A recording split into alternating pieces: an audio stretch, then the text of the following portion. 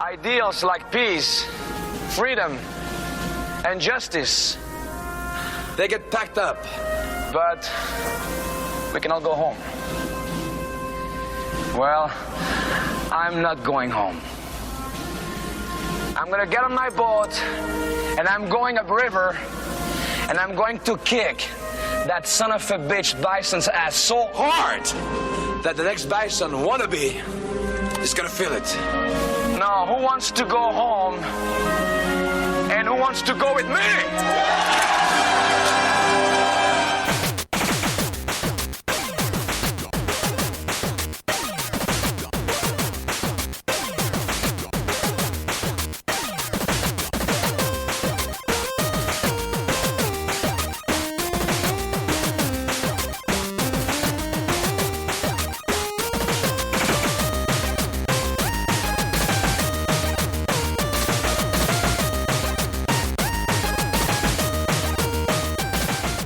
Welcome to the Rated G for Gamers podcast, episode 308.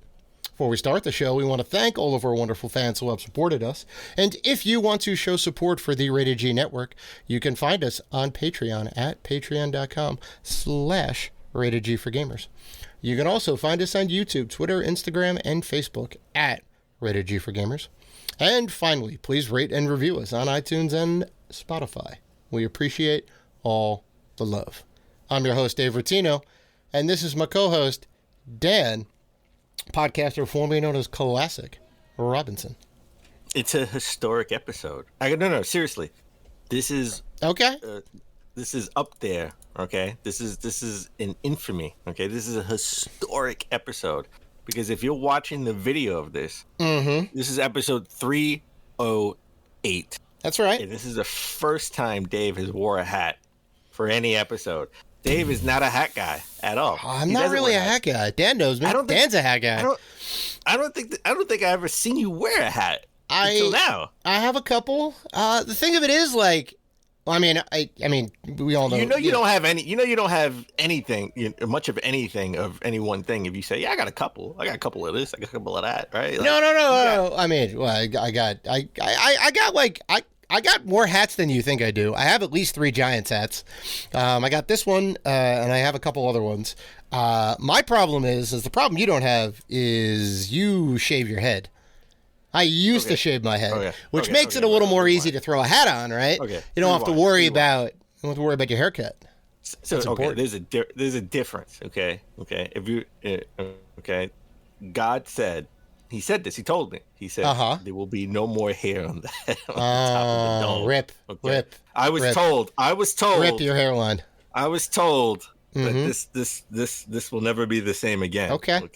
Well, it's a good thing you look good with a shaved head. You know. I mean, so that makes all the difference. I don't shave because I want to shave. I shave because I have to shave. See, that's funny because I used to shave. Well, I technically shaved all my hair off to do the Kratos costume back in 2006. And I was like, I remember that. MySpace days. I look kind of good, right? I grew out the beard a little bit. It was a little bit less than this. It was like, PS2 era Kratos, right? Yeah. It was back in the sales days. And I was like, I look kind of good. I might as well just keep it, right? And it was good. Dating life was good. And I felt good. I looked good. I was in a little bit better shape. So, all right, I'll keep this for a little bit. And everyone got angry. Because they're like, why do you shave your head? I'm like, well, I like the way it looks. Isn't that obvious? It's like, and they all got mad because all my friends can't grow hair, right? Or they have issues. Okay. They gotta keep it. They gotta keep it close. Yes. Got angry. Yes. They got angry. I'm one of them. I'm one of them now. Listen. Worry about yourself. All right. Worry about yourself. Let me do me. All right, as they say. Okay. So, yes, right. I'm wearing a hat right now. It is beautiful weather outside. Right. I just want to say that spring essentially kicked the door down and said, winter, get out of here. All right. Yeah, but then it's coming back next week, so. I mean, a little bit. I mean, it's not going to be too bad. It's not going to be snow. But. So, I want to start the show by saying rest in peace to one of my favorite wrestlers, former wrestlers in the world, to Scott Hall, a.k.a. Razor Ramon. Razor. Right? Like, Ramon. I remember when he first came to WWF. At the time, right? In those vignettes, I'd never watched Scarface. I was too young, right? So I didn't know he was doing like a Tony Montana? I know he was taking inspiration from like Tony Montana. To me, it was unique, right? I mean, at this point in '93, I was like 11. Yeah, no, if you're watching Scarface at 11, it's a little much. That's a little much. Mountains of cocaine and submachine guns. Chainsaw. No, I knew who Scarface was. Sure, but I never seen the movie. Well, because I knew who Al Pacino was. Yeah, well, yeah. I mean, you see the picture of him with the collar and all that. Yeah, sure. Yeah. Sure. Well, I think he came in late '92, so I was 10. Sure. Yeah, it was late '92. It was late '92, early '93. So I was 10. I wasn't even 11 yet. So I knew who Tony Montana was. But, I knew who Scarface was. I knew the Scarface with the movie. I knew the movie, but I never watched it. Put it that way. I didn't know his name was Tony Montana. I didn't know that was his stick, that he was trying to like kind of recreate that kind of He started like the look a little bit in WCW at the end of his run, and then he came to there's like a funny story that he says he took the Tony Montana persona and flipped it a little bit for Vince, and offered, like, when he got hired, and he flipped it and he said, this is my character. And Vince had no idea who Tony Montana was because he never seen Scarface, so he was like, oh, this is great, this is like a great original character. Oh, that's right. Funny. The only thing he added was like the toothpick. And he's the bad guy, right? Oh yeah, he was good. He was good. He's dressed in all black, right? And a little bit of a flair. Came in with a little Jerry curl, right? The little Superman. Well, Jerry curl. He was all black in WCW. He had color when he came to WWF. Remember, WWF characters. So he had yellow. He had the yellows, the oranges, the blues, the light blues. Yeah, he was a little a little more colorful. He's a good dude. I like seeing him wrestle. Oh, Scott Hall, yeah. And he changed the industry when he went to WCW, when he went back to WCW and had the NWO, right? Everyone thought Razor... I know I did. I thought Razor Ramon came, to start war with WCW because WCW sucked. And it was like in my school, everybody thought, it was like, yeah, in your face. It's like naming the characters, like, yeah, it's gonna be Scott Hall. It's gonna be Razor Ramon and Ultimate Warrior and Yokozuna versus, like, everybody who's trash at WCW. It was like the line in the sand at school. Right, they would have the big crossover. Oh. Yeah. Well, that wasn't the case because we didn't read the dirt sheets. There was no Google. Internet. See back then. Internet was very young. That's right. Oh, shoot. Rest in peace, the Scott Hall. One of my favorite wrestlers.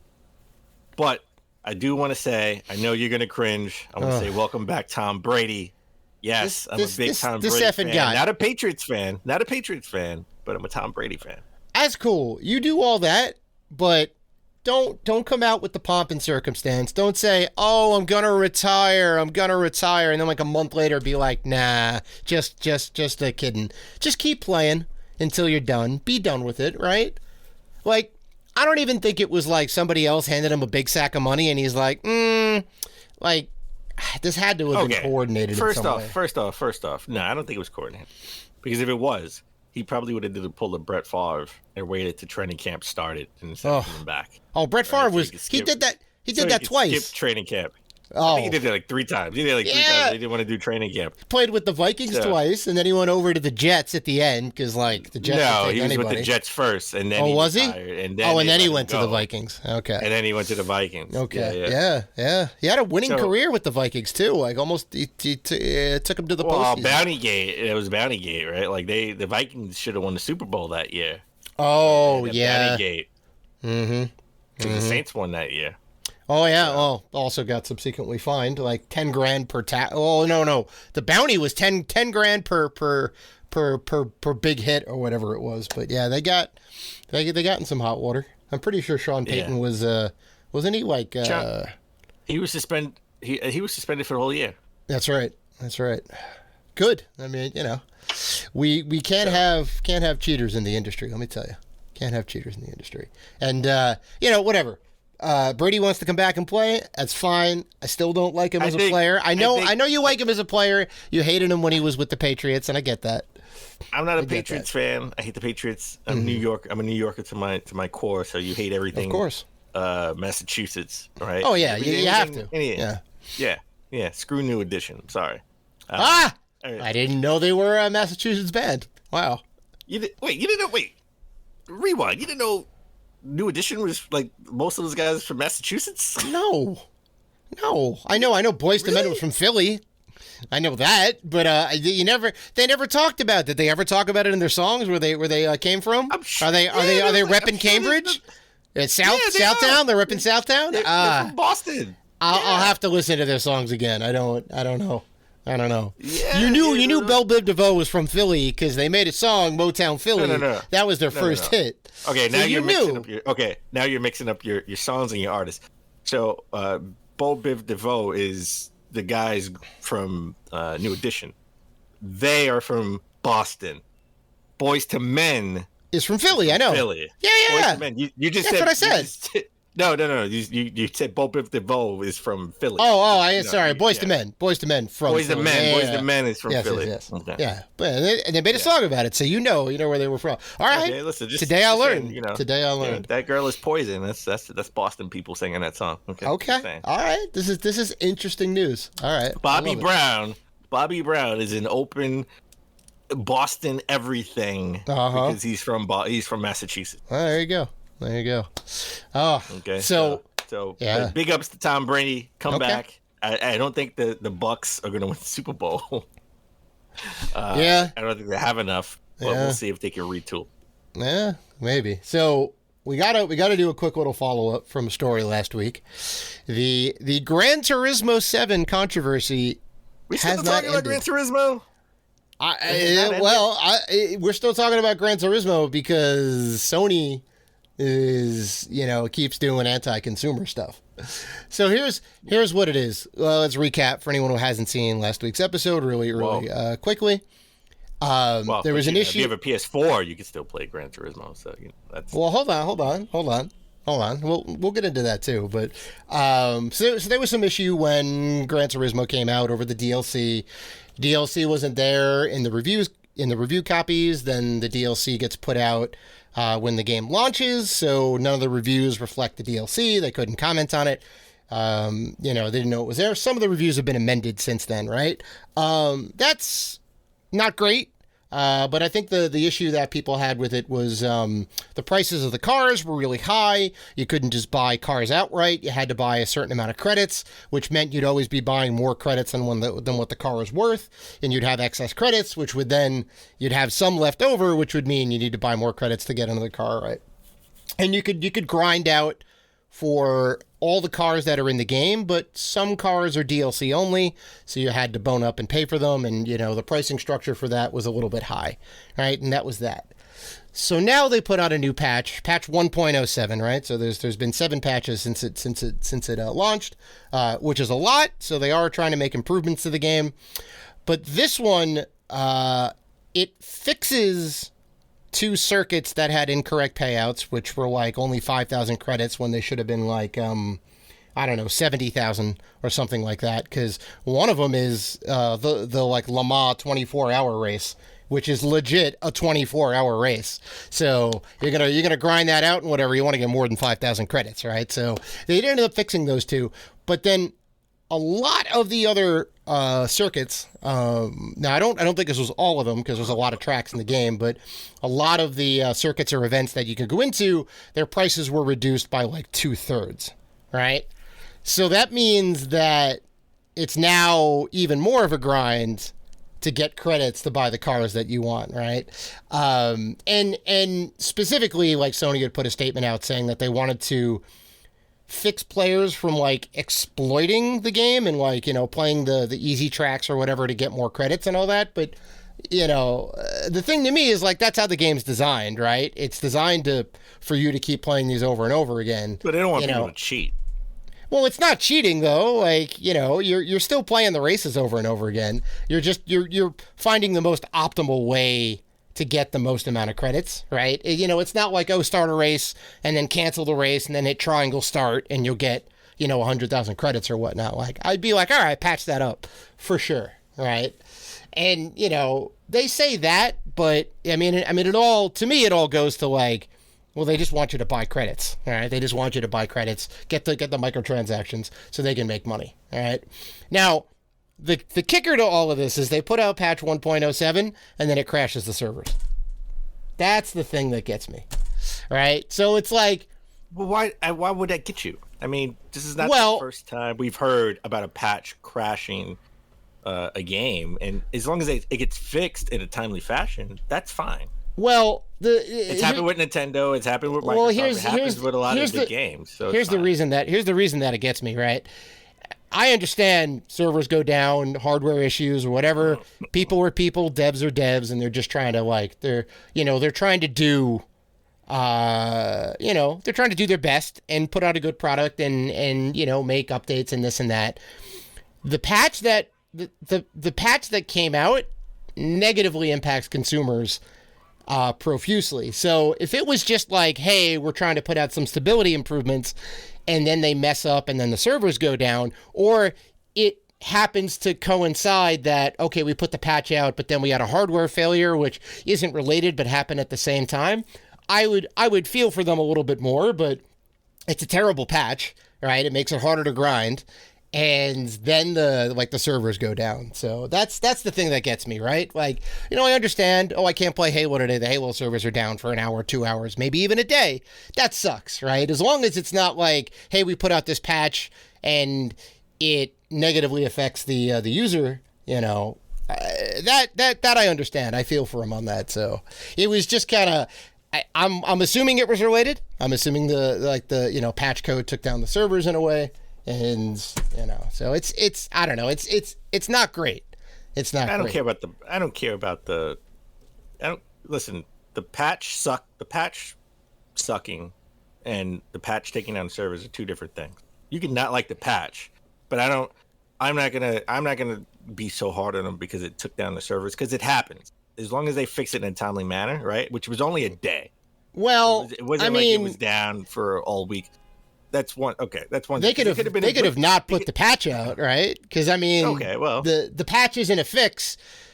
Well, in Sony's eyes, it's a fix, but to the end user, they don't really fix anything. Like they just change the credit amounts more or less. I'm sure there's maybe some stability improvements. They made it more Dark Soulsy. There we go. You got to really grind. They made it legit more difficult. Well, I don't know. I mean, it's really just like time. How much time do you want to put in, right? Because, as long as you get a good car, you can do, the easy races over and over again. So there's no real challenge in that. You just hold down X and you go around the track. I want to amend my statement from last episode. I think Forza is the best driving game I've played. And Gran Turismo is the best racing game. Okay, yeah. Better than Forza Motorsport. Yes, way better. Okay. Wow, all right. Way better. So, I still haven't played it, by the way. And both of them are the best looking car games. I'm gonna say car game. They're pretty. I don't look at Forza. They're pretty. I don't look at Forza as a racing game. I don't say it's the best looking racing game I've ever played. Those two are the best car games I've ever played. Okay. So far. Right? Yeah. And I play them on resolution mode, just so I can get the best look. Oh yeah, of course. Performance mode has its benefits too. Riding around at 60 frames per second is kind of nice. But I'm with you. I certainly like the visuals. I always go performance mode unless it's really bad in performance mode, which I haven't necessarily God of War was great, and Death Stranding was good. So, Forza was great. All right, Dave, let's get this show back on the road. Okay, we have an awesome show this week. We're going to talk about the Xbox Indie Showcase. All right, a lot of good indie games there, and one big surprise that I didn't even think I would even like, but I love it. And then we're going to talk about Sony's second state of play. All right. But before we get into any of that, let's talk about Nintendo Online Expansion Pack. Okay. I know you weren't a big fan when it first came out. A lot of people weren't a big fan when it first came out. Still not. But we get 3 new Genesis games they just added. So they keep adding games, right? They added N64 games. They added a bunch of N64 games, right? We got Paper Mario, we got F-Zero, and it was another game, Banjo-Kazooie, right? They added those. And now we get 3 more, and we get more Genesis games, which honestly, I was kind of like, how many Genesis games they're gonna keep adding, right? Like I didn't know if they were gonna keep adding a lot more Genesis games because obviously that's not them, not Sega, right? Yeah.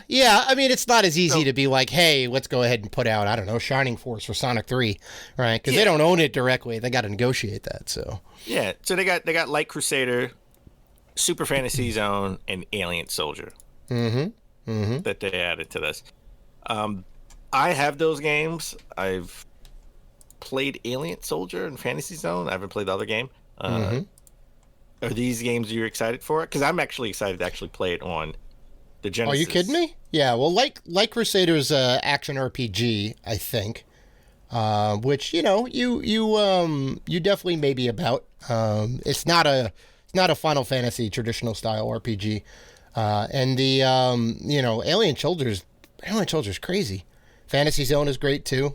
I mean, yeah, I'm about this. I'm about this. My only issue with Nintendo Online expansion pack that I don't get the rewind feature with the N64 games. Right. Why can't I get the rewind feature with the N64 games? That doesn't make any sense. You could get it with the NES. You could get it with the Super NES. You get it with the Genesis. Why can't I get it with the N64 games? That's a very good question. No sense. It's a very good question. No sense. That's a very good question. You need to call up Mr. Furukawa and complain directly because I don't think he knows about this yet. You got to let him know. I don't think he plays I think he plays this N64 games on a real N64. I don't think he plays it on the Switch. Because if he did, he would know that it makes no freaking sense. I know. Sorry. It would be nice to be able to go back and just kind of rewind 10 seconds or whatever it is. Sure. Yeah. All right. Let's talk about another service that's getting sort of like a boost, and that's Xbox Games Pass Ultimate.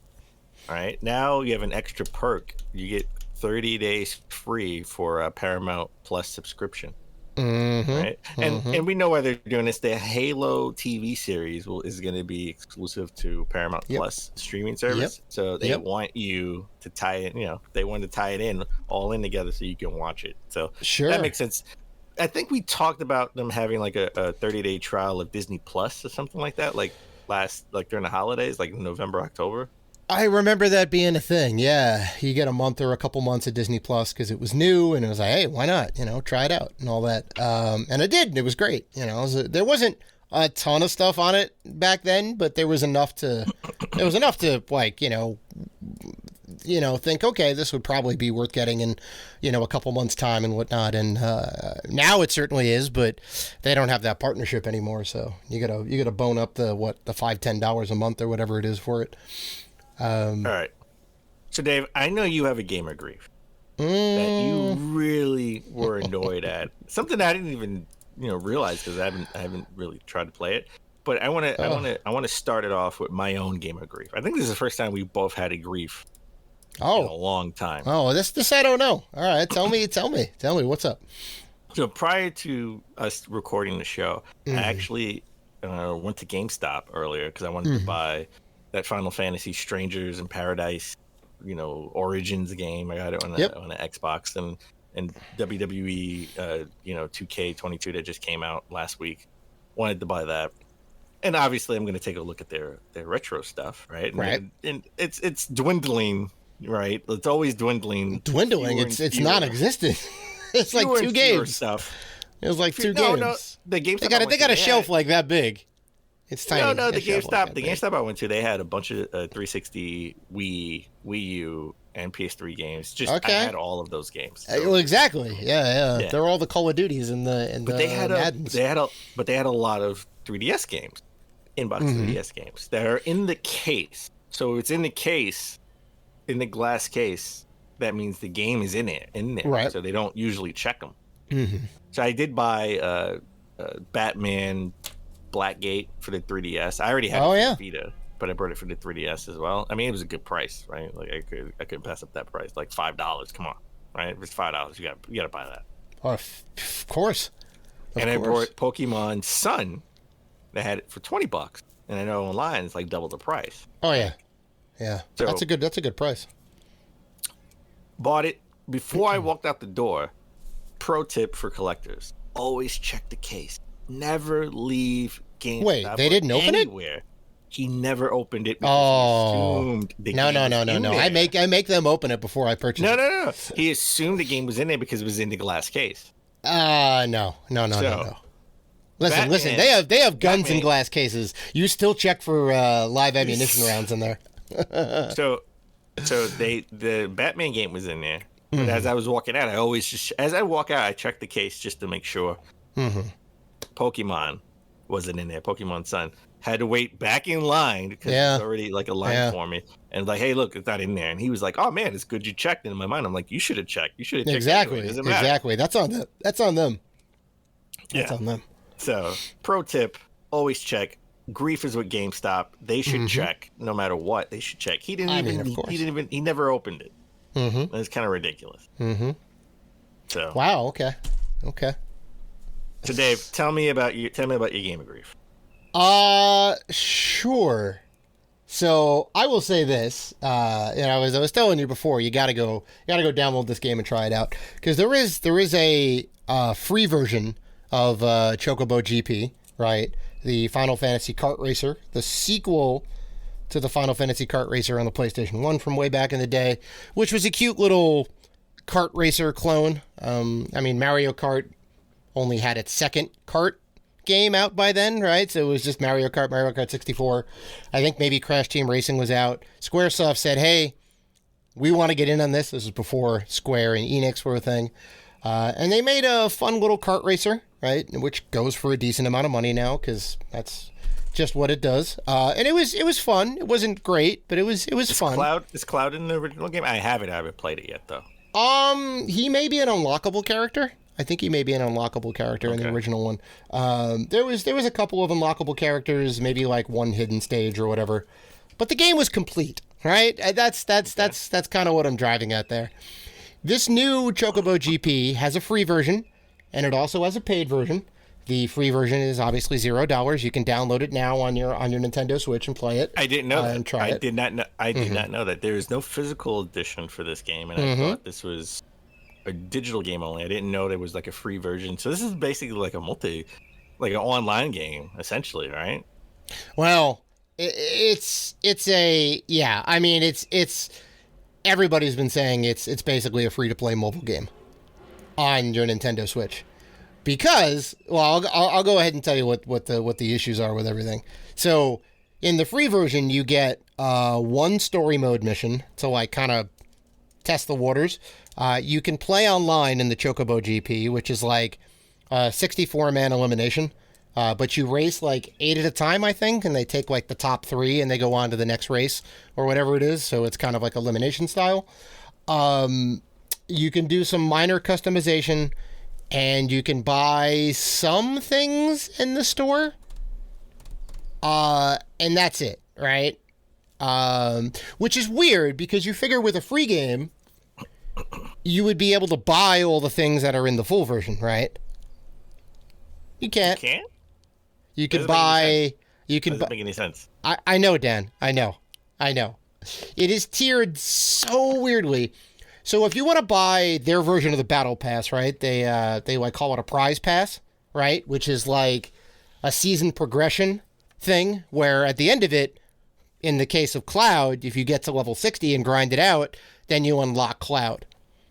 So you have to pay with Mithril, which is their real world currency, right?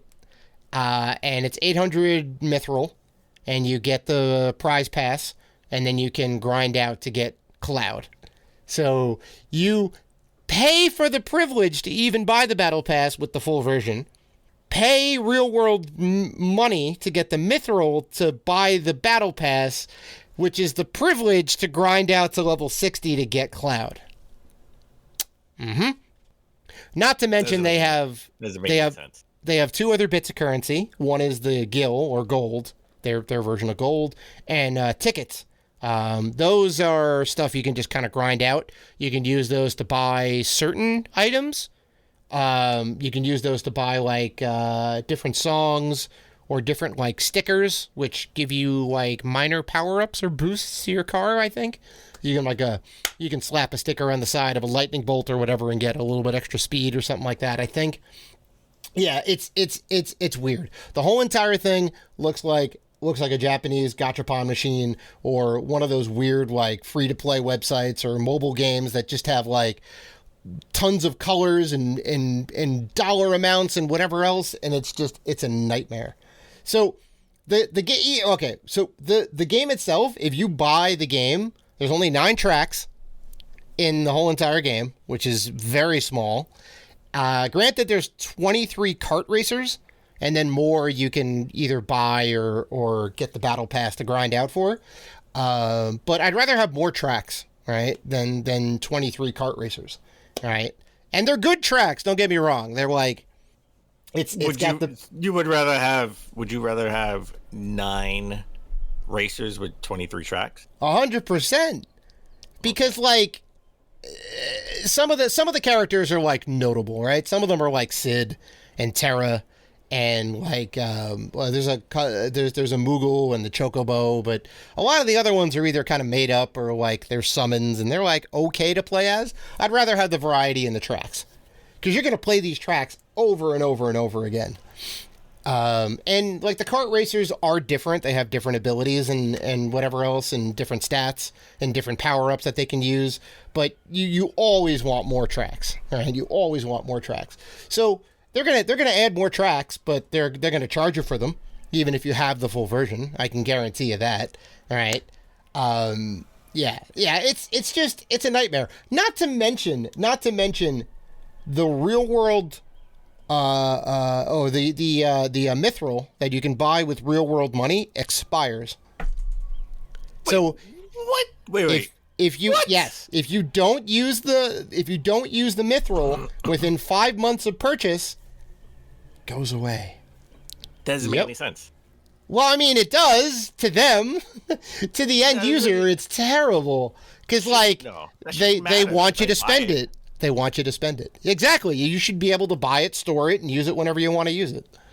That's terrible. It's worse, Gran Turismo or Chocobo GP. I mean, how do you make the money that I spend on this game disappear if I don't use it in a certain amount of time? I mean, that's what they did with gift cards back in the day.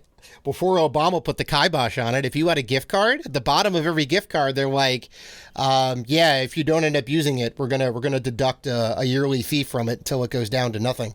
So if you got a $60 gift card and you hold it for like 10 years, your gift card's probably worth nothing. But that's all. Yeah, I know. It's terrible, then. I was gonna buy this game, even though it was like digital only, because I love Final Fantasy, and there's a lot to like about it. You know, it's colorful. It's got a lot of fan favorite characters in there. The art design's great. The remixed tracks are great. I love that every stage is from one of the Final Fantasies from like 5 to 10, I think. There's like one for each thing, which is awesome. But they have 7, baby. Yeah. There's just not enough. Yeah, there's not enough there. Okay. They're nickel and diming you over this. I wish it was just a regular game with all of the content on there. You want to put DLC out later that's like extra, or you want to have like additional stuff on top of that, but give me a complete game. This is no. It's a train wreck then. It's a train wreck. All right. Let's make you feel better. Let's cheer you up. Dave, as we always try to start the show but epically fail, what have you been playing besides Chocobo GP on the Switch? Well, I've been playing the infinitely better version of that, which is the Mario Kart 8 Deluxe DLC, which I'm talking about Nintendo Switch's online expansion pack is free. So I'm on a family plan with a bunch of other people. So it costs me like $10 for the year because you can get up to like 8 people on there. So that I can do, right? That I can do. Oh, wait. Welcome to the family. Now you have the Nintendo Online expansion pack. You can play the N64 games. Look at that. Yeah, it's not going to happen. No, I'm good. I will dust off my N64 and play my N64 rather than play it on NSO. Better experience. But yeah, you can get the first 2 circuits. So there's 8 new tracks that are out. A lot of them are from Mario Kart Tour, right? The mobile game. Mm-hmm. And I think the whole entire thing, there's a lot of tracks from Mario Kart Tour because, I mean, they made that game, like 2 years ago? So the assets are fairly new. They are like, bumped up in resolution, and they have some extra effects in there. It's good, man. It's good. The fact that we're getting new DLC for Mario Kart is amazing. Is amazing. And we have another. So that's like that's 8 tracks. We got another like 56 tracks on the way. 64 tracks like 2 coming. years, right? I think so, yeah. They're going to like parse it out over time. But that's amazing. They're doubling the amount of tracks that are in Mario Kart 8 Deluxe, which was already a lot to begin with. I'd say it had 64 because it had the 2 DLCs that were from the Wii U game. So I'm about it. Which I paid for, by the way. Yeah. And then the other game I've been playing is it's called I'm on Observation Duty, and it's number 4. All right. It's a PC game. It's a PC game made by Novadia, I think. I think it may be a one-man studio or whatever. And he makes these games called I'm on Observation Duty. There's 4 of them. The latest one is great. It's only like $5 on like Steam, and it's a little bit like Five Nights at Freddy's. You basically have to monitor a house, or they're usually houses. Sometimes they're like I think the latest one has a police station, and there's like a house up in the woods or whatever. And you get black and white security cameras, and you got to flip through the security cameras, and you have to fix anomalies, right? There'll be things that like change around the house. So like maybe like a painting will change, or something in a room will move, or you may see like ghosts or apparitions or intruders, right? It's a scary game. It's a subtly scary game. It's not always in your face. And you have to go between, 6 or 7 different cameras and, figure out like what's wrong and what's changed. It's very tough. All I heard was Observation Duty 4. I thought it was Call of Duty. I thought it was like a Call of Duty. I wish you had guns. There's some scary shit in that game, I'll tell you. There's some scary shit. Okay. I'm telling you, it's fun because you can get like a bunch of people together and like, all right, we're all going to be the observer. We're all going to monitor these rooms and figure out what's going on. And it is insane because you'll be like, did that banana in the back left corner like move to the other side of the room? Right? And you like, maybe, and then you can put in a request to say, hey, I think this thing is wrong, and it takes a couple seconds to process, and it'll let you know anomaly fixed, or that wasn't an anomaly. And it's like crazy. Like sometimes the cameras will get all out of whack, sometimes like ghosts will be flying around. Like, oh, it's crazy. It's a good game. I recommend it. Okay. Nice. Yeah. So I've been playing a little bit of Gran Turismo 7. Just racing. Mm-hmm. Right? Not really great at racing games. I'm good at racing games, grinding a little bit, but I'm more for the drive and the scenery than the actual competitive. Sure, yeah, you want to kind of take in the sights, because there's some really beautiful stages in there. Yeah, for sure. And I've been playing Tunic on the Xbox. Ah, yes, which we'll talk about a little bit later. Mm-hmm. I did not pay for this game, but I've been playing Tunic. It is the Dark Souls top-down Zelda game that some people have wanted, but not me. This game is tough. If you make the wrong...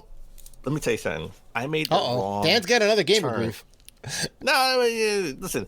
I let's say... I don't want to spoil it for you, even though you can play it, right? Okay. I don't want to spoil it. I will. I haven't gotten to it yet. Yeah, I haven't gotten to it yet. Like, I went to the forest because it wasn't in the demo. I remember I played the demo. I wasn't in demo. The forest is like far right of the map. And I was like, oh, I could get here. And the ladder is broken. So I know if I go down, if I continue to go down this ladder, I can't get back. So I said, screw it. I'm going to do it. Right? I'm going to do it. Just jump down the ladder and go. The forest, I have no sword. I just have a stick. Uh-oh. It is super tough. I got to restart the game. I can't use this save anymore. All right.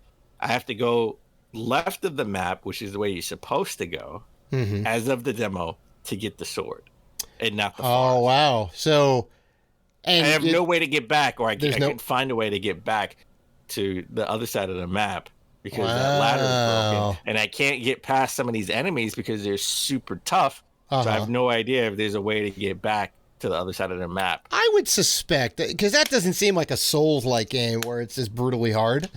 I feel like they would have a everybody's way. talking about Tunic being really hard. Everybody's talking about Tunic being really hard. Maybe it is. I just made it tougher on myself because I didn't get the sword. So I know, and that was unintentional too. That wasn't you like, nah, I'm not going to upgrade my character. That was you just missing out. You know, you went right when you should have went left. Who knew? You know, you didn't necessarily know that you had to go left to get the sword. Well, they give you the option to go right. Why would they give me that option to go exactly to the forest? Right. See, what they should have done was put a thing in the way of your path to the right that requires the sword to knock it down, and you open up the area. Yes. That's the way you build the game out, and you prevent people from doing what you did and getting all frustrated. So, okay, well, that's good to know. This is a one man developed game. Right. Wow. I mean, he has help right. with, like music and certain things. Like he outsourced certain things, but like for the most part, this was developed by one person. Just much respect. Yeah. Just like Axiom Verge was like developed by one person. That's right, Thomas Happ. He outsourced. Yeah, I think he outsourced some of the music and stuff like that. So I'm stuck in the forest with no way out, and I have a stick. And being stuck anywhere where the stick is your primary weapon, you gotta hit reset on that Xbox stand and start over. Yes, I'm gonna have to start over. So okay, all right. With that said, let's hit reset on the show, and we'll take a break. Come back. We'll get into the top gaming news of last week. All right.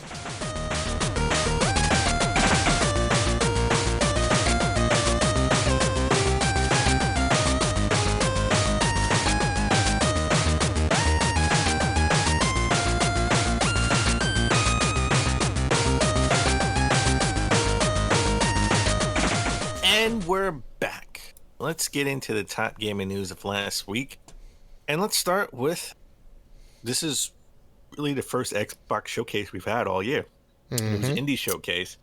And it looks like, I mean, let's take it back a little bit, right? Like with the PS4, it was like the indie darling when it first came out, right? Like all the indie games were on PlayStation stage. All the indie games are coming out for the PS4, right? Axiom Verge. Verge, right? And all the indie games were still coming out for the Vita, right? The Vita, which means life. I'm probably the only person on the Vita island still. Oh, that's it. Dan is the mayor. He's the constable. Greg he's Miller the is no longer there. Miller is no longer there. He has left the island. I'm the mayor, the governor, and I voted the for police myself. chief. I am. Well, yeah, I own the grocery store. That's it. Nice. Well, it's just me. It's just Nice. me. And then the Switch took over for the indie games, right? Now the Switch is the indie game darling, and Xbox is trying to get some of that back, right? I mean, listen, to be honest, Cuphead was is an indie game, right? Oh, like 100%. Even though it took like 5 years to come out, but yeah, it's got indie game vibes for sure. So Xbox, puts out their indie game showcase, and there was a couple of games here that caught our eye, right? Like more so you than me. I want to say two games that really got me, but more so you were really enamored with this indie game showcase. Like, name me some of the games that you really picked up on. There was a lot of good stuff in here, I think. A couple of things, I think one or two things we've seen before, but not that I've ever played the series. Well, Trek the Yomi, yeah. Let's get that out the way. Trek the Yomi was on the PlayStation showcase a couple of weeks ago. But I mean, it's always good to see it back in the spotlight. It's good to see it's coming to Xbox, right? So and so let's eliminate that. That's coming out. That's coming out in the spring of 2022, and right. And we should say that we should say just about all of this stuff is coming out this year. I'd say a good 80% of it. Slated for this year, but some of them may be coming soon, but that we assume this year. But I think Trek the Yomi is something that I am looking forward to. We did say that could be like that indie sleeper hit that could be nominated for Game of the Year, like other sleeper hits like Shovel Knight. Katana Zero, right? Katana Zero, but what was the other indie game that came out like the first part of the year, like 2-3 years ago? Enter the That had to deal with Gungeon, maybe? depression. No, it dealt with depression. That was like super brutally hard. Oh, Celeste. Yeah. Celeste. There we go. Mm-hmm. Celeste. Right? Like you put me onto that. I knew it got like a 10 out of a 10 for my end. It's really Right. good. Yeah, just everything about yeah. it. This could definitely be that game. I'm with you on that 2D samurai game. You know, feels like the old, Japanese samurai movies, the old Kurosawa movies. It's in black and white, right? It's got that side scroller view, right? So you're fighting guys to the left and to the right of you. It looks cool. I really liked the advertisements for Crusader Kings 3. God. Oh my God. It was awesome because they got T-Pain, right? T-Pain sitting in his living room, and he's like, all right, here we go. I'm gonna play some Crusader Kings, right? And I'm gonna be a benevolent king, right? Let's do this right. I'm gonna make a utopia, right? And like Crusader Kings is a game where like you're basically fighting in Europe for power, right? And you wanna get all the land, and you want to conquer and take over, but like it's like you're fighting during like the Middle Ages through like the Renaissance and all that, and just the amount of warring that was going on between the different nations and all that, right? So all these things would come up, and he's like he ends up like trying to make like a kind of utopia religion to like bind everybody together, and then like he ends up like schisming the like religion. He makes this thing called Buddhism, which like breaks the whole nation in half, right? And then everyone starts going against him. There's some there's some attempts at his head. I think he's like, all right, we're gonna have to do some underhanded stuff right now to get this back on track and take over the nation. But I mean, he sells it so well, and there's like 2 or 3 of them during the whole showcase, and I'm like, oh. And everyone says Crusader Kings is supposed to be great. Like, you could do so much stuff in that game. You can customize like everything, and you can go to war. You can make your own religion. Let me ask you a question. Do you think T-Pain actually plays video games, let alone Crusader Kings 3? If he doesn't, he certainly sold me. He certainly sold me on the fact that he does play video games. I think he does. I don't know. He came at it with enthusiasm and like a certain level of earnesty, and I'm like, even if he doesn't, like he understood the assignment. Like, he is getting his paycheck. Gotcha. Yeah, he's awesome. He's awesome. So also the aforementioned Tunic, right, which is out now. It was out on Games Pass. Yes. Which we talked about last week. So this is an update from last week's story where they said it wasn't going to be a part of the Games Pass because it was going to be a big surprise for the indie showcase to say, hey, it's out on Games Pass, which we both thought last week was insane that it was a little weird Games Pass. Because it's an Xbox exclusive, as for now, at least for the time being. Yeah. Why would you not put it out on Xbox or Games Pass? So. And it feels like a Switch game that will come out on a Switch like in 2023, 2024. Oh my God, yeah. I mean, it's not like a GT7 level of graphical fidelity or anything, right? They could totally put it on the Switch. Yeah, this is definitely a Switch game coming out, probably for limited run in 2024, and I will buy it. Mm-hmm. And then there was a very interesting golf game which I thought was kind of cool called Cursed to Golf, and it's a side. I thought that was awesome. Yeah, I love that. That was one of my sleeper hits. Cursed to Golf. Like, I don't even like golf. I don't even know golf. If it wasn't for Tiger Woods, I wouldn't even like have anything to do with golf. It's right? But it's like it's not regular golf. It's like one of those like mashup golfs. Yeah. So like there's like a 2D level. You need to buy power-ups, but you need to buy power-ups for you. Oh yeah.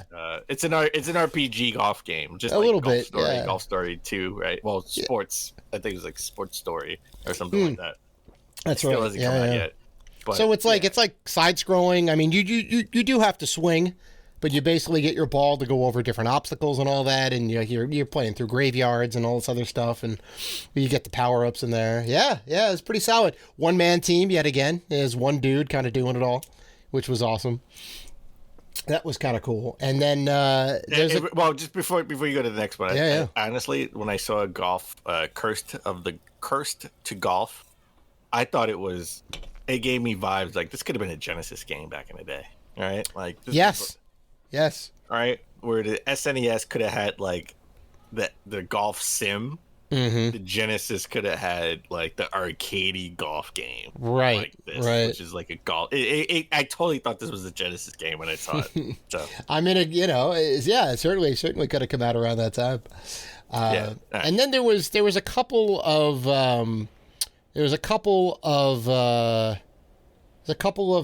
puzzle games. There was like 4 of them that they're like, hey, here's some like puzzle adventure games or whatever with a twist that are kind of coming out.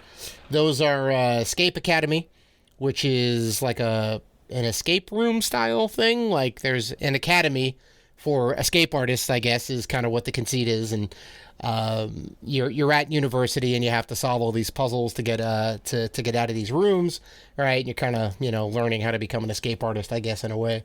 That looked kind of cool. Paradise Killer, where you have to solve like a murder mystery. That was kind of cool. And then there's a couple other ones. I think There Is No Light and Kraken Academy were the other 2 kind of puzzly. Well, There Is No Light isn't like a puzzle game. It's like a 2D action style, like Hyper Light Drifter style. Like that's right. It did look a lot like Hyper Light Drifter. Yeah, even in the way like really... the character moved around and all that. Yeah, light on the puzzling elements, but more on the action stuff. Yeah, that got my attention. There's No Light. I like that. Mm-hmm. That's definitely a game I would love to play. I mean, I'm sure it's Games Pass. All these indie games probably are going to come to Games Pass at some point. But that's a game I would love to play on the go, like on my Switch. Yeah, my Switch OLED. Like that's one of those old school games I want to play. Mm-hmm. And Paradise Killer, definitely something like that. And there was another one. Well, Shredders, right? We saw Shredders. I don't know where. I don't remember where, but there was Shredders, the snowboarding game. Yep. Not to be confused with Shredder from Ninja Turtles. Shredder's Revenge, right? Which is coming out sometime this year. We saw that at another event. I don't know where. Maybe it could have been a State of Play. Shredders was probably at a State of Play. Yeah. And that's coming out. No, I talked about it in games that are coming out in March. It's coming. The Shredders, right? Yeah. That's out now. I think you can play. Right. Yeah, it came out on St. Patty's Day. Came out on Thursday. So yeah, it's good. It's not SSX style over the top, which I kind of wish it was a little bit more, but it does look beautiful. It does look really cool. I'm gonna have to give it a go. I mean, I'm pretty sure it's on Games Pass, so I can definitely give it a go. But I mean, we haven't had a snowboarding game since Steep, I think, which was like true. 2017, maybe. It's been a while. Steep didn't live up to the hype, and it didn't come out on the Switch. And it should have also been a VR game. Yeah. If they had, I don't think there's been a snowboard VR game, or a good one at least. One that's worth spending, $50-$60 for.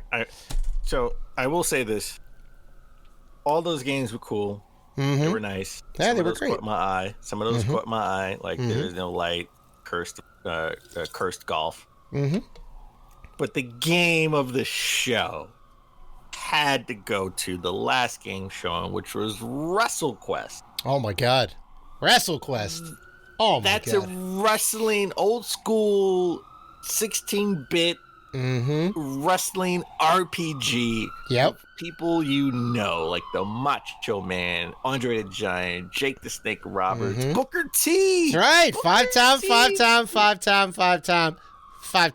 WCW champion Booker T. Booker T is going to be Jeff Jarrett, Double J. I think Jeff Jarrett's in it, right? Jeff Jarrett's in it, who I think still works for WWF on the creative side. Behind the scenes, he's not obviously in front of the camera. Road Warriors? I think Road Warriors, right? Legion of Doom in WWF, Road Warriors everywhere else in WCW. I never thought, actually, Macho Man is not even called Macho Man. I think I forgot exactly what he's called, but he is the parody of not parody, but he is. You're the Spanish version of Macho Man, yeah. You're like El Macho Supremo or something like that. Yeah, something. And you're like a newbie, right? You're a greenhorn jobber that has to make his way up the ranks. who knew? I don't like turn-based RPG. Right? I'm an action RPG type of person. Yeah. But who knew I would be into a turn-based wrestling RPG? I mean, come on. Because it's the setting, right? It's the genre that's really hooking me, and it's more. A lot of the wrestling sims that we see, like I have WWE 2K22. I just bought it. Right? I own that. It's what do we always talk about when we talk about wrestling games? We always talk about the action, right? The gameplay, like how does it feel to grapple and throw and do a finishing maneuver, right? But wrestling is 50%, if not more, storytelling. That's right.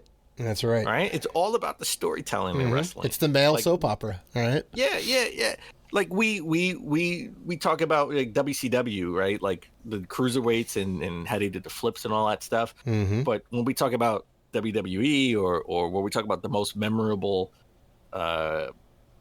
events in wrestling, we talk about Stone Cold versus Vince McMahon, right? That's a terrible actual wrestling match, but it's the storyline. The guy going against his boss and kicking his boss's ass. Yeah. Right? Comes out in the suit, rips the suit off, right? Yeah. So it's all about the story. And that's what this game is. This game is mainly about the story and less about the action because it's a turn-based RPG when you actually do get in a ring, which I think is kind of fascinating. You have to level up your character. Oh, yeah. And your team and stuff like that when you get in the ring. It does have some action elements, like when you like have to pin the guy. There's a little like meter that you kind of have to tap in rhythm, right? And I'm assuming like certain moves will be effective against certain enemies, right, or certain other wrestlers you go up against, right? I think there's like even like tag team moves you can do, combos and all that stuff. Okay. It looks amazing. So I'm gonna go off I'm gonna go a little non-PG. You're gonna go off the top rope. All right. I'm gonna go a little rated R. You know, right. I would love to see Val Venus. I want to see Val Venus dance. I want to do a little Val Venus in here, right? Seeing the little Val Venus. Well, I think Val Venus would say you don't want to see the big Val Venus, the big Lebowski. We're going attitude era, we're going full attitude era, baby. Oh my God, Val Venus was ridiculous. He came out in the little like booty shorts. Yeah, and he would just he came out in the towel. Right? He took the towel off and he had the. Right, and he'd sit there and gyrate his hips and grind around. Be like, all right, let's go, ladies. No. So do you remember? Or do you remember? This was full on attitude era. Okay. Where I don't remember this story. Again, this is the storyline. This is not even in the ring. Right. Where he faced like he had an issue with Funaki and that crew. I don't remember the actual name of the crew. That escapes me. Apologize. I can't remember their name. And they took the samurai sword and they chopped off his salami. Wow. Okay. He had the salami. Yeah, right. He chopped the salami off, and he almost caught a heart attack. He caught a heart attack because they chopped the salami in half. That's funny. Those days will never come again. No, that was a precious time. They were fun. The late '90s, early 2000s. There was some interesting stuff they did then, for sure. Come on. So I think for me, Wrestle Quest saved the indie showcase. Oh, that was the best thing. Came out of left field, right? It's got, so they had IGN had on Jeff Jarrett and Booker T, as well as the main developer to talk about it. Yep. And they were so excited to be there. Like that literally put it over the top for me because it looked amazing. And then to get the backing from Booker T is one of my favorite wrestlers of all time. I love him. He's awesome. Spinaroonie, really? Yeah. Wow. Dude, wow. I don't know what it is. I think it was his charisma. He moved around the squared circle pretty well. I like this Spinaroonie move. I like that he always he was happy about his 5-time WCW victory, which was all the time. He started off the damn thing. He's like 5 times. There it is. I like Booker T a lot, and yeah, he was so happy to be there. Jeff Jarrett, very very happy to be there. So I feel like I feel like it's just it's more than just, hey, we want to get your licenses for this thing. Give us, we'll give you a bunch of money, and here's the thing. I feel like they want to be in the game. So and just like hearing them talk, it was amazing. And the guy who was doing the interview, Adrian, was also a big wrestling fan, so he was kind of gushing over all that stuff. So it was just a great interview. Yeah. Booker T, man. That's right. Did you know there were only 6 black world champions in WWE history? Yes. Can you name all 6? Well, we talked about this before, maybe off camera. I know we missed Black History Month, but All right. You put my feet to the fire right now. The Rock, right? The Rock counts. The Rock, he's black. Yep. Okay. The Rock was actually the first WWF Black World Champion. Okay. He wasn't the first Black World Champion. He was the first WWF Black World Champion. Okay. What about Farouk? Ron Simmons was the first Black Wrestling World Champion in WCW, I think in like 93, 94. Okay. But he never won the World Championship in WWF. Slash WWE, so he does not, unfortunately, he does not count. Okay. So Damn. Only The Rock. Oh, let's see. Xavier Woods. No. Not Xavier Woods. Shoot. Then one of the other two. Close. Yeah, one of the other 2 guys in the New Day. That doesn't work. You got to name him. I can't think of his name offhand. But you know who I'm talking about. Do you give up? I can name. Well, tell me that guy. No. I mean, I can keep going, but well, there he's were definitely 3 one people of them. there were 3 people in the New Day. It was I know. Xavier Woods, Kofi Kingston, and Big E. Big E was the one. Okay, Big E. Okay, so you got 2. Okay, Big E. Wow. So if The Rock was the first, right? So that would be Rock like was the first, the early 2000s, right? I mean, he was in there like the late 90s, but and I give you so I'll tell you, so The Rock was the first, and Big E was the last. So you got the first and the last. So it's everybody in between. You got 4 more people in between. See, the mid to late 2000s is. The mid to late 2000s and I guess all the 2010s are a little bit shaky for me, but let's see. You just boasted about him. I'll give you a hint. You just boasted about him. Oh, he was still in it. Yeah, okay. So I mean, obviously Booker T. There we go. Yeah. Because he was in it till like the mid 2000s. That's right. Yeah, I forgot they gave it to him. Technically, I could have made this harder for you. I could have said, name the Black WWE champions, but I said Black WWE World Champions because they had 2 different belts. Oh, that's belts. Right. They had the World Heavyweight Championship and the WWE Championship. Right. And yeah, I didn't make it hard. I'm gonna have to pass on this. So I got what, 3 out of 6? I got 3 out of 6. You got 3 out of 6. Okay. Okay. So I can name all 6. Okay. So, and I'm gonna name them in order. No, not in order. Oh, separated. So The Rock was WWE champion. Right. Kofi Kingston was WWE champion too. So you said. Oh, there was 2 of them. Okay. All right. 2. Yeah. Big E was WWE champion. Bobby Lashley was WWE champion. Sure. Okay.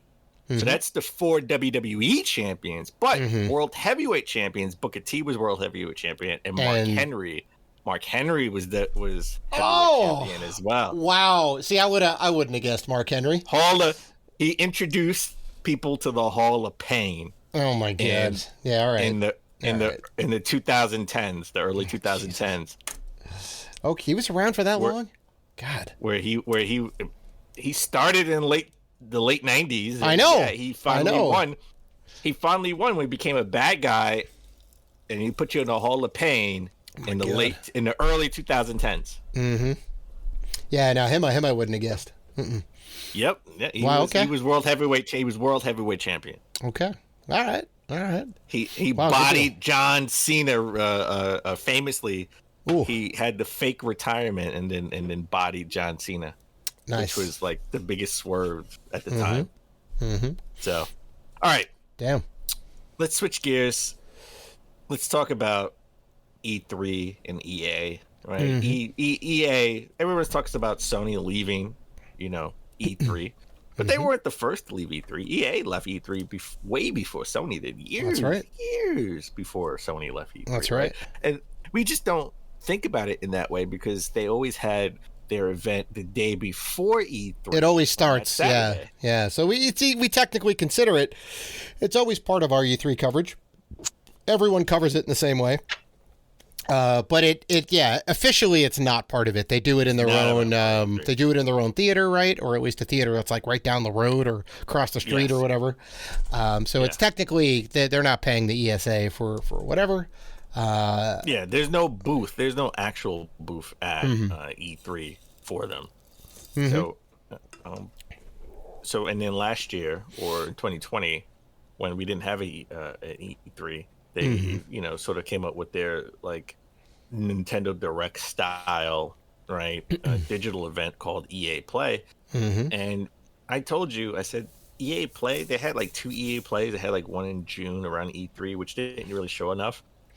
And then they had another one on like September, or August, which I said you could have just had one and put them together and had it like in August or September, right? And it would have been like a lot better. Because they had a lot more to show. But it looks like EA will be canceling the EA Play for 2022. It will not be a dedicated EA Direct style, presentation this year. That doesn't mean they don't have anything to show. That means they don't have enough to show to have their own, presentation. But I think they will be either at a PlayStation, PlayStation showcase, maybe an Xbox, showcase, or even Summer Games Fest, right? Like they could. Yeah, all of those are certainly possible. All of those are certainly possible. Well, let's go ahead and think about what they have that they could potentially show, right? And let's go ahead. Everything's sports. Well, let's go ahead and put aside all of those because nobody cares. I mean, people care, but the people that are going to buy it, you don't have to sell them on it. They're already buying it. So the things that are really going to be showstoppers would be anything related to Battlefield, the Dead Space remake, and the new Jedi Knight game, right? Jedi Knight Fallen Order. The Jedi Knight game is ready. I don't think it is either. I don't think it is either. It's been 2 years, right? So I don't think it's ready yet. It's been about 2 years since we knew they were kind of working on it, or I guess since it came. 2019. 2019. 2.5 years. When did Death Stranding come out? 2019. Yeah, both of them were 2019. Yeah. Okay. So it yeah. I mean, and that's really it. They have those 3, right? I assume there's some Apex Legends news. Maybe there's a new DLC update or whatnot. It's not huge. I guess it's huge for the Apex Legends community, but it's not great. The whole Battlefield world Apex is Legends on. You can't play Apex Legends on your Steam Deck.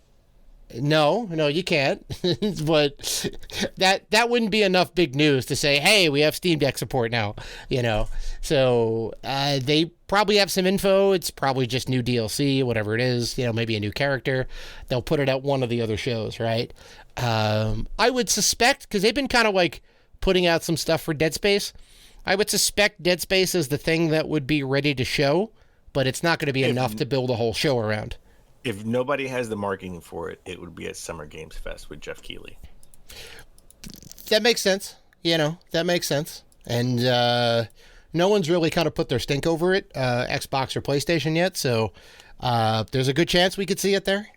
They did a dev update, I think, maybe about a week ago to kind of show what the progress is on it, and we've been getting a little bit here and there, but it's time we saw like a meaty gameplay trailer, right? We want to see what this game is. I don't think it's new, but that's not new though. Like I know it's a remake, right? But no, but we haven't seen gameplay yet. We've just kind of seen like teasers. But what do we have that's new, right? Like that's all that is a remake. Like what do we have? We don't have a new Dead Space game. They're not going to show the nice Mass Effect game. Yeah. Well, I mean, we may get an announcement for it. We may get Mass Effect 5, Andromeda 2 or whatever it is coming out. No. Andromeda is done. They're not going to do an Andromeda 2. The first one has enough negative stigma on it that they're not going to do it too. But you just make a sequel that's better. Everyone still loves Mass Effect. I mean, they just had the remakes, so people were back in the good graces. They're back in the good graces of fans again. They're going to do Mass Effect 4. Andromeda, they're going to act like it never happened. It's like Universal Soldier. It's like Universal Soldier, right? They ignored 2 sequels after the third one. Well. So Jean-Claude Van Damme didn't have a daughter anymore, right? Okay. Because he had it in the sequel, in the third one or or fourth one, and they just ignored all of those. They retconned those. I didn't know there was more than 4. Oh, there's a whole bunch of Jesus. Yeah. So, again, I don't think this is a big deal, only because I think they're going to piggyback off of somebody else's show. They just don't have enough to show for themselves. All right, exactly. Because there's get Madden. We're still going to get Madden. We're still going to get FIFA or whatever their version. Right. Oh yeah, they may not even have the license anymore. We don't know where that's at right now. No, I think this is their last FIFA game. I think this could be the last FIFA 2023. game. Yeah. Whatever their soccer game is. They don't, even if they have WWE, even if they ink the deal with WWE, right? That's not a game that's gonna come out for like another 2-3 years. They need to come in. They're building it up from the ground up, right? So that's something in like 2024, 2025 we would see, not right now. So they don't have anything huge to announce. Summer Games Fest. And I think Dead Space is it. That's the biggest game that they have that's going to come out anytime soon. That's non-sports related. That they have the show. So definitely, I would bet Summer Games Fest is where you keep watching, where you would see it. Oh well, yeah. I mean, they have investors, right? So they have to show something. They need to instill confidence in their shareholders to say, "Hey, look, no, we have stuff on the horizon." Yeah. So, but there is one thing they have that's big that everybody's been asking for, that people want to see, and there's a company that has the marketing for it, and that's Sony. And we had a state of play for it, which was the second state of play, which was dedicated to Hogwarts Legacy, Harry Potter. Oh my God! Oh, Dan is wearing his fangirl shirt right now. Listen, everybody, if you know me and I love Harry Dan's Potter. a Potterhead. Everything Harry Potter. Dan's a Potterhead. Okay, I'm a Potterhead. For Halloween, I dressed up as Harry Potter. And he don't dress up, folks. All right, he never wears a costume. I don't dress up. He was Harry from the hood. It was great. I was Harry from the hood. I was Harry. If Harry Potter grew up in Brooklyn, that's right. Was me. That's right. That was me. Tim's in the and the wand. Yeah, I don't dress up, but I dressed up as Harry Potter. Yeah, it was good. It was a good costume. James Bond and anything Netflix that was British related, because I love British shows on Netflix. This was awesome. Okay, it's still coming out, slated for 2022, right? And it's like a Harry Potter RPG. I thought you would love it because it's an RPG. It's RPG. You have to level up your skills and all that stuff. And you start off in the late 1800s. Right. It's like pre any of the material that's already out there, right? Even the Fantastic Beasts stuff is like early 19th century. So you get to see like the, Dumbledore, I think, and some of the other characters when they were younger. But this is even like pre them. Yeah. Yes. They're not even born yet. They're not even born. They're not even kids. Nope. They're not even kids yet. Yeah. And then you start off, you go to Hogwarts, right? And I love the fact that they put the hat on you, right? To determine which house you can be in. Yeah, the sorting hat. I want to know, like, does it ask you questions? Like, does it ask you questions? And depending on your answers, depends on the house that you like. That would be awesome. I bet. I bet you have to go to class, which I'm guessing is the tutorial section, where you have to learn different magic spells. And that's the combat, your different magic spells. Like, that's crazy. Well, obviously, it's Harry Potter, so you're not going to have a sword and swing the sword or anything like that. It's different, Right. It's different magic spells, and you mix and match your spells to sort of determine what type of player you want to be. Oh, my.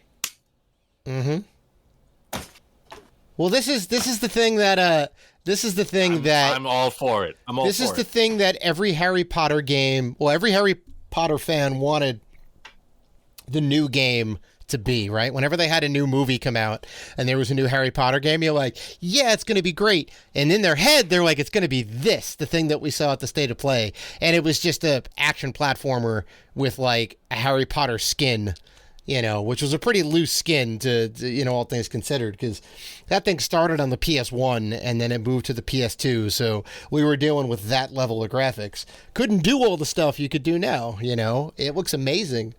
You have to learn how to fly the broom. Yeah. Once you fly the broom, then you can traverse the world, the land. Yeah. It's exactly what it needs to be, Dan. This is the Harry Potter school simulator right here. This is it. Now, And the thing, and one more thing. And it's not multiplayer. oh, it's all single player, which is weird. Yeah. It's all single player. It's all single player. All single player, baby. All single player. You know, that's my jam. That's my jam. My jammy jam. I'm all for the single player game. I'm a little bit curious because I feel like it's going to be a little heavy on the school day-to-day stuff, which I'm a little less interested in. I think it's cool that you can like kind of go around, interact with the students, and like hang out in the different rooms in the halls and explore and all that. Like that's like really cool, but I want to know about the RPG, the kind of grinding elements when you get out there and you fight the beasts and all that. I want to see how much of the game is going to be that, because that'll really kind of sell me on it. I'm definitely going to try this because it looks amazing. And, Dave always hated school, so don't take it. Yeah, no, I'm not about it. I'm not about it. I don't want to get up early and carry books around. Jesus. He doesn't want to go to. He doesn't even want to go to virtual school in the video game. No, why? It's my free time, baby. I want to be killing monsters out in the wild. Stab. I want to learn the different spells and elements. Come on, I want to learn the different spells. Come on, Yeah. like, you can learn how to fly the broom and go and traverse the land. Well, I want to know. I want to know if you can play Quidditch. All right, because it feels like it feels like I'll they've. put money on that. You will. I put money. I'll put money. Like you will. You will play it. I would suspect that they may have it, given all the details that they have in there so far. How good it looks, the level of detail of the castle and all that. I feel like they will. Now they did make a PS2 Quidditch game, like way back in the day, in the early 2000s. You have it. It was. I mean, it's okay. It is an okay game, but I want to see Quidditch in like a modern Unreal 5 engine, which I think this may be an Unreal 5. Maybe it's Unreal 4. It looks bonkers. It looks bonkers good. Yeah, I'm all for it. Yeah. I'm sold. I want this. This is the game that fans have wanted ever since Harry Potter came out in movie form. This is it. This is the game. This is the game I want. This is my Harry Potter game. I want. I'm all for it. I want to keep talking about Harry Potter, but I can't. I cannot stop talking about it. But we should have had a whole podcast just dedicated to Dan fanboying over the Harry Potter trailer. Yes, I saw the movies before I read the book. Right. Oh yeah. I think a lot of us did. So, all right, let's shift gears. Let's talk about GameStop. I had a gamer grief about GameStop not checking, see if the game was actually in the case before they gave it to me. Right. Regardless if it's in the glass case or not, they should check the case. Always check the case. He even told me, "Oh man, it's a good thing you checked the case." And I kind of got a little annoyed because it's your job to check the case. That's right. But I digress. You know who else is annoyed with GameStop? That's Reggie. Oh yeah. Formerly of Nintendo of America. Reggie He was on the Fils-Aimé. board of directors. He has now left, stepped down from the board because, and he actually told an audience. He actually told the audience at South by Southwest why he decided to step down. And it's because the company wouldn't explain to him how they would turn around their retail business. They kept it close to the vest. And he said, he's on the board. Reggie is retired, but he is on the board of a lot of different companies. Mm-hmm. And every board that he's on, if there is sort of a plan of attack of what they're going to do, it's shared with all the other board members, right? To get their intake. Mm-hmm. GameStop, they're keeping it close to the vest. Remember their new CEO, which we talked about maybe at some point last year or 2020, came from that pet store chain. Oh, he was like the CEO. Chewy, yeah. So the way he does business is he doesn't tell the board what the plan keeps is. everybody in the dark. He says, "God, you don't need to know about this. You don't need to know perfect dark. This. Perfect dark." Yeah, I mean, the reasoning is like, well, we don't want our strategy stolen, right? Because you could be on the board of, like you said, multiple companies, kind of like Reggie is, or you could leave the board and go somewhere else and say, hey, you know what I heard? Like, you can go on a different board for a different company. I don't know, maybe whoever owns, actually GameStop owns EB Games, but whatever GameStop's competitor, I don't know, let's say Best Buy in this case. There's still EB Games in Canada, I think. Yeah, but I mean, it's owned by GameStop. Yeah. Yeah, they ended up buying the stuff for them. So like, whatever, like Best Buy or Walmart or whatever is like, look, this is what GameStop is doing. We could totally implement this in all of the Walmarts or all of the Best Buys or whatever, right? But that's stupid because I mean that takes a while to do. That also assumes that these people are on competing boards. I don't even know if that's something you can do. If you can be on a board of another company that deals with electronics. I don't know if that's a conflict of interest or whatever it is, but that's just weird. He doesn't want his secrets getting out there. Sure, some of the stuff may go public. It may get, leaked out in like calls or whatever, but I don't know. You have to keep your investors in the loop, right? Or you have to keep not investors, but you have to keep your board in the loop, right? They're there for a reason. They're just say, hey, maybe this is not a great idea, or this is a great idea. Maybe you could also do this and make the idea even better. Isn't like the board there to kind of help guide the business and grow the business? Yeah. Hey, okay. First off, let's say we're the officers of the business, right? The main officers, CEO, president, vice president, whatever, and we come up with a plan that we're going to save the business. This is what we're going to do. I'm sorry, but Reggie, who's a legend in the video game business for the last 20 years, I'm at least putting him down as somebody who's going to know what the plan is. Right. If we're going to keep it away from the board, I'm not keeping it away from Reggie because he knows the business. I'm sorry. All retail businesses aren't the same. They're not. They're just not. The pet retail business is not the same as the video game retail business. Reggie, who's been in video games since the early 2000s, knows video games, right? So I'm going to put him on to what our plan is and see what he thinks. I'm going to go to him for advice at least. Yep. This is dumb. Yeah. I don't know how many CEOs follow this strategy where they keep the board in the dark, but I'd probably say it's not common. Right? I would agree with you. Yeah. I would agree with you. Yeah. That's crazy. All right. And the last bit of news. Who says I'm a Sony fanboy? I don't know. Oh, I do. And everybody else who listens to the show does. I don't know where everybody does, Dan. The answer is everybody. Came from. I don't know who actually believes that. I don't know where that came from. Oh my God. I'm just fair. Okay. I'm fair. When we talk about Sony, when we talk about any of the big players, Sony, Microsoft, Nintendo, I'm fair. When we talk about numbers, to be fair, Microsoft doesn't release numbers. They don't release their figures. No, but you love to talk about PlayStation's numbers. But listen. And you dive into that money pit and you wade around like Uncle Scrooge. So when it's a superior product, I can't help it, right? See, there you go. And there's the fanboyism. And there's the fanboyism. Talk about what is a superior product. So we talked about the PlayStation and how much they sold, and it's outselling the Xbox Series X, PS5. I mean, by like according to unit shipped. nobody can get any units. So I mean, they ship more units than the Xbox, and no one can get these consoles. We talked about Nintendo. We talked about the Switch out, being like the best every month, right? Like, the sales numbers. Listen, I'm fair.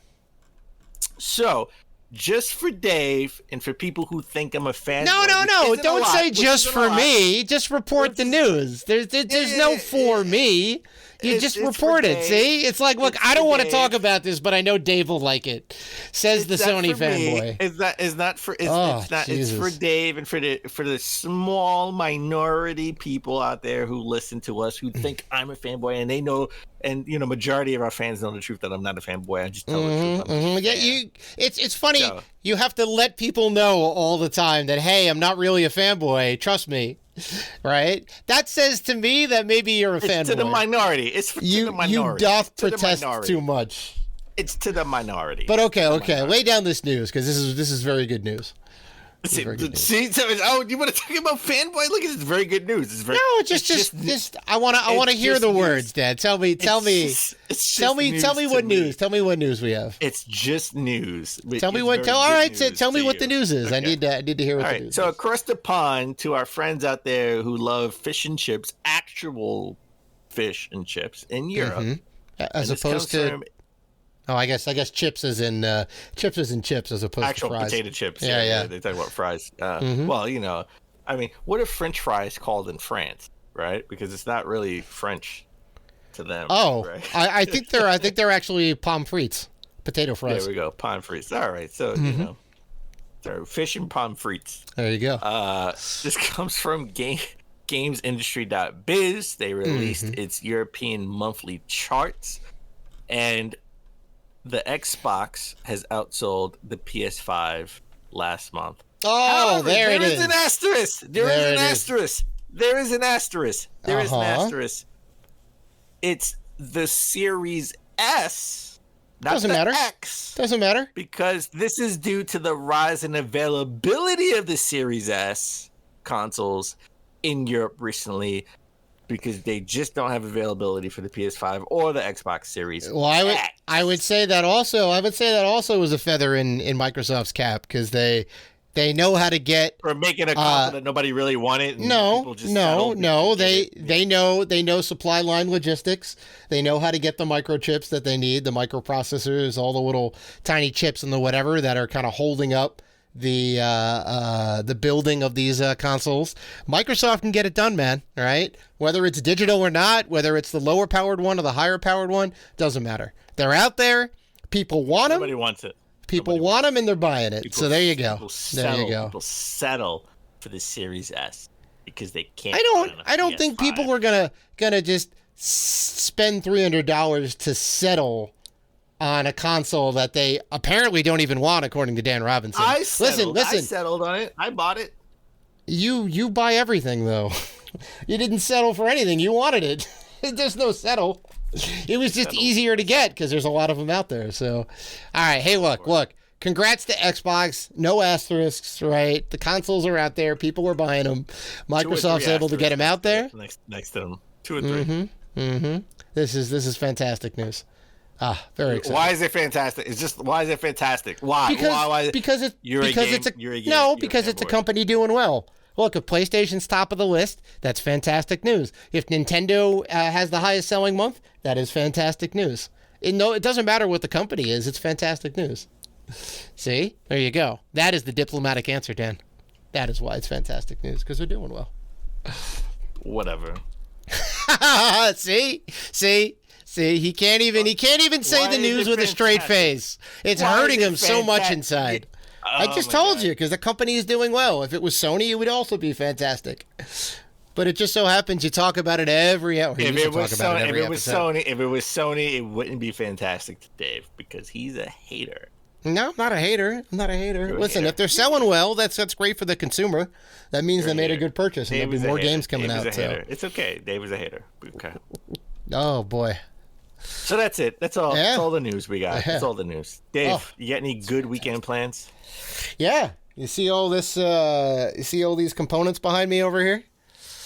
Well, I can, but unless they're watching the video, they can't. So once you Well, I got two disassembled Nintendos over here that I've been retro-brighting and cleaning, and I'm getting these puppies all ready to go, man. I got two of them.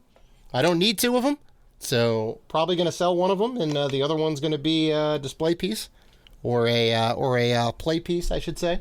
So. Do you not have? You didn't have a regular NES? I did, and now I have two. Oh, but they needed a little bit of work, because they the plastics on them, right? The plastics, especially this light yellow or this light gray, they end up discoloring, either getting darker or turning like a yellow, because they I don't know if it's oxidation or something. There's a chemical reaction that happens with these, and they end up changing. The Super Nintendo too. You see a lot of yellow Super Nintendos out there. It's because of the type of plastic. And you can retro-bright it, which is one of the most common, and I think one of the easiest ways to do it. You just put some water and some hydrogen peroxide into a container, and you can either let it sit out in the sun, or you can put a UV light on it, and it'll do some chemical reaction and bring back the natural color of the system. So I put those out there. I got some good results out of them. I cleaned out the inside of most of these. I got to scrub down some of the electronics with a little hydrogen peroxide, get a little bit of the crud out of there, and seal them back up. It'll be good to go, baby. Good as new. Good as new. You clean all the pins off and all that, and you make them really nice. I'm going to do it to the Super Nintendo. I got two Super Nintendos I'm going to do next. So I have two original Xboxes. I have two NESs. I have two PlayStations. Mm-hmm. I would only sell it. Well, of the same model, I should say. I have three PlayStations. And three NESs. Mm-hmm. But I would only sell them, honestly. Listen, I want to play these, like, I'm going to be in a nursing home playing, like, NES. Right? Well, like, sure. Like, I'm gonna be like, sure. Yeah. Yeah, you'll be playing until you die. Yeah. Same. Playing until I die, and my kids can do whatever they want when I have kids. Right? Mm-hmm. So I do when I have kids, and Dave doesn't have kids, but Well, you don't have kids either, at least that I know about. Where's wood? I don't. Oh. Yeah, knock on that wood, baby. No, I know. Yeah. So my kids, they can sell it when I die, or everything will be digital or implant in your head if you listen to Elon Musk. Yeah, all this. I mean, if it's still less. Yeah, I know. But I unless I have like 3 or 4, I want to keep them. And even if I had 3, I probably would keep it, just because if one breaks, I can just use the next one, right? Instead of trying. I mean, yeah, I can use the next one. Yeah. I try to have, if I have different consoles. You want different models. Yeah. I have 2 Saturns, but I have the first model, like I have the original Saturn that came out, the American version, and I have the second model, the Japanese version. Yep. Which doesn't really matter, because if you have the cartridge, you can play. It makes it. It is region free, I guess. Yeah. So yeah. So yeah, but it's nice to have the different models. You want to, they're unique enough. You can put them on display, and I got this one and this one. Even with like the PlayStation had 4 different models, at least 4 different models. 3 of the regular. And I only have 2, but I have 2 of the same model in the Mini. Oh yeah, I do have the PSONE. I do have the screen, but it doesn't work. Mm-hmm. It used to work. It doesn't work now. Okay. So I would have to have it fixed. Mm-hmm. But it's still cool because it just looks cool. Right, with a little flip down thing. Yeah. So, all right. I mean, that's cool. That's what's up. I respect that. Hey man. I mean, it only cost me like $5-10 worth of cleaning materials and just a little bit of time. But the NESs aren't really hard to take down. Yeah. I'm just gonna be playing my Series X. I went and bought that Final Fantasy Strangers Origin. Mm-hmm. You can get to play as Jack Garland, the best protagonist name ever. I have that and WWE 2K22 for the Xbox. I'll be playing that over the weekend. So that's gonna be my weekend, pretty much. Yeah, good deal. Well, all right, that is episode 308 in the books, folks. And we want to thank you guys for listening to the show and liking, commenting, and doing all the good stuff that you guys do.